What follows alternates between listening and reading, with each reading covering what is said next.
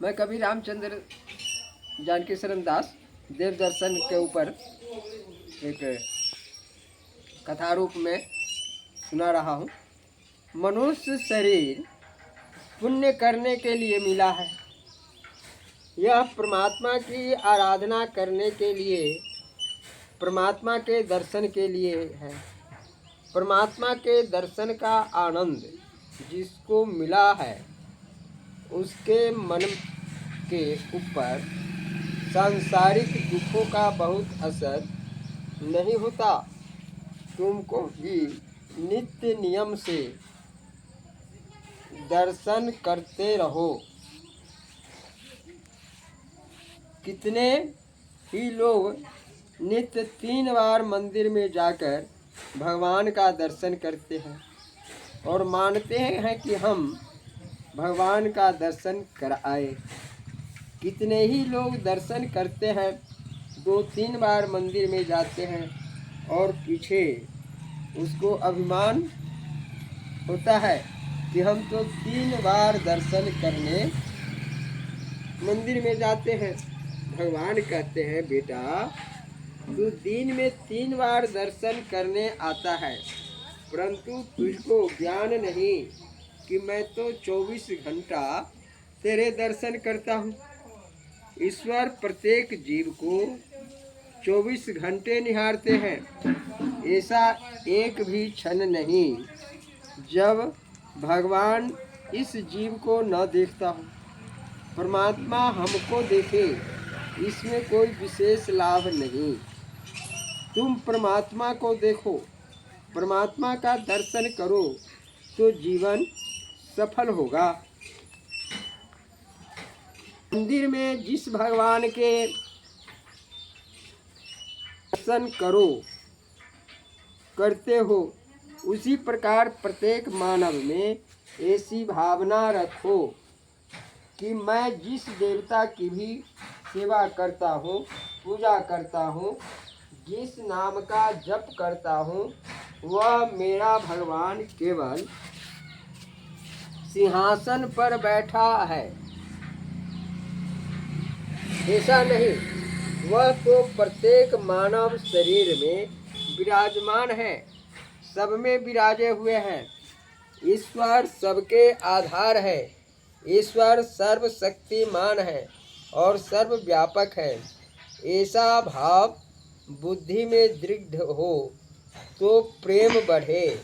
मानव के शरीर में ईश्वर निश्चित रूप से विराजमान है। अंदर विराजे हुए प्रभु मनुष्य को बोलने की शक्ति देते हैं। आप शांति से कथा सुनते हैं।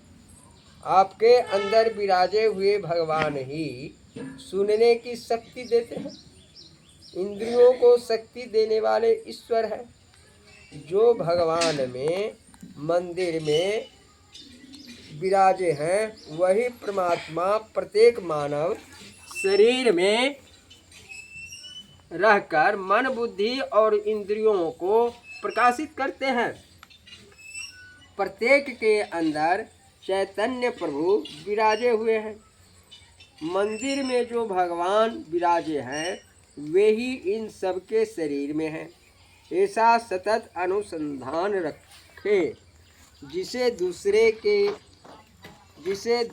में उसे मूर्ति में भी ईश्वर नहीं दिखता। सृष्टि उत्पन्न करके प्रभु ने प्रत्येक पदार्थ में प्रवेश किया है। वह प्रवेश न करे तब तक सृष्टि बेकार है। अतः ईश्वर सब में है। सनातन धर्म तो यहाँ तक कहता है कि जड़ चेतन में भी ईश्वर है। आप जहाँ हैं वहीं आपका भगवान भी है। भगवान आपको देखते हैं, परंतु आप भगवान को नहीं देखते। वैष्णव प्रातः काल उठने के बाद धरती माता की वंदना करके पग रखते हैं। हे धरती माता, मैं तुम्हें प्रणाम करता हूँ। तुम तो मेरे भगवान की शक्ति हो। भगवान श्री नारायण हे भूदेवी, ये भूदेवी अर्थात धरती के पति हैं। श्री नारायण श्रीपति कहलाते हैं। श्रीपति का अर्थ है तीन देवी, श्री देवी, भूदेवी और लीला देवी के पति। चेतन परमात्मा सर्वव्यापक है, सब में विराजे हुए हैं। पानी में परमात्मा है। पानी में जो मिठास है वह ठाकुर जी का स्वरूप है। गीता जी में प्रभु ने आज्ञा की है कि हे अर्जुन, पुण्यो गंधः पृथिव्याम च, पृथ्वी में गंध रूप से मैं ही हूँ, और रसो अहम पशु कौन्तेय, जल में रस रूप से मैं ही हूँ। मैं ही तृप्ति करता हूँ। किसी को अतिशय प्यास लगी हो, उसको तुम कहो कि तुझे 2000 रुपया देता हूँ पर पानी नहीं दूंगा, तो वह कहेगा कि तुम्हारा रुपया मुझे नहीं चाहिए, मुझे तो पानी ही चाहिए। अतिशय प्यास लगी हो तो पैसा सोना चांदी से मनुष्य की तृप्ति नहीं होगी, पानी से ही होगी। पानी में मिठास रूप से, रस रूप में परमात्मा ही विराजे हैं। पानी जड़ नहीं, पानी में परमात्मा है, ऐसा विश्वास अत्यंत तिरसा प्यास लगने पर ही होता है। जड़ वस्तु में भी परमात्मा की सत्ता दृढ़ है। एक ही ठिकाने तो परमात्मा का दर्शन करे वह तो साधारण वैष्णव माना जाता है। उत्तम वैष्णव वह है जो जड़ चेतन सब में अपने इष्ट देव का दर्शन करता है, सब में श्री राम कृष्ण के दर्शन करता है, सब में भगवत भावना की दृष्टि से देखने की टेव पड़े तो ही मन पवित्र रहता है। लोटे में पानी हो, तुम बाहर फेंक सकते हो, परंतु लोटे के अंदर जो शून्य आकाश है उसे कौन बाहर कर सकता है। आकाश सर्वत्र व्याप्त है, परमात्मा तत्व भी अंदर बाहर सर्वत्र व्याप्त है। ज्ञानी पुरुष उसका सतत अनुभव करते हैं। आत्म रूप में परमात्मा का दर्शन, इसी को अपरोक्ष दर्शन कहते हैं।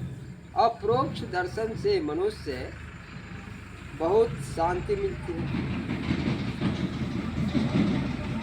आनंद मिलता है, जीव विचार बनता है। मंदिर में दर्शन करो और प्रत्येक मनुष्य में प्रभु का दर्शन करो। जितने मनुष्य दिखते हैं वे सभी भगवान के अंश हैं। प्रत्येक जड़ चेतन वस्तु में प्रभु विराजे हुए हैं। ऐसा भाव रखकर विवेक से व्यवहार करोगे तो एक दिन तुमको अपने अंदर परमात्मा का दर्शन होगा। तुम बहुतों में भगवान का दर्शन करोगे तो बहुत लोग तुम में भगवान का दर्शन करेंगे। वैष्णव तो वह है जिसके दर्शन से भगवान याद आवे। तुम जिस मनुष्य के साथ व्यवहार करो उस मनुष्य में भी राम जी का दर्शन करते हुए बोलो, श्री राम जी का दर्शन करके चलो। प्रत्येक मानव में भी श्री राम जी विराजे हुए हैं। इसे याद रखकर व्यवहार करोगे तो तुम्हारा प्रत्येक व्यवहार भी